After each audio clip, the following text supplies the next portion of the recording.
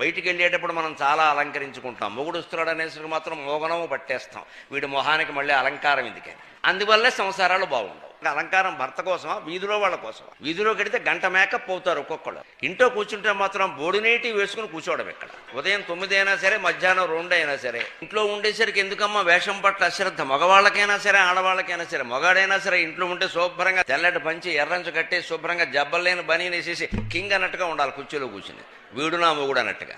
అదో పేడమోహం వేసుకుని 10 రోజులు బట్టి వేసిన అదే బనీని మళ్ళీ మళ్ళీ వేసి సివికిపోయి చీకిపోయి వాసన కొట్టుకుంటూ ఒక గళ్ళలుంగి ఒకటి తొడిగి అది మళ్ళీ గుండ్రంగా కుట్టేసి మధ్యలో పైనుంచి కిందికి కింది నుంచి పైకి అదే తొడిగేసి ఇలా ఉంటే ఆడాళ్ళకి ఆకర్షణ ఏముంటుందండి? చూసుగా మొహం చూడు ఆమదం మొహం వాడంట.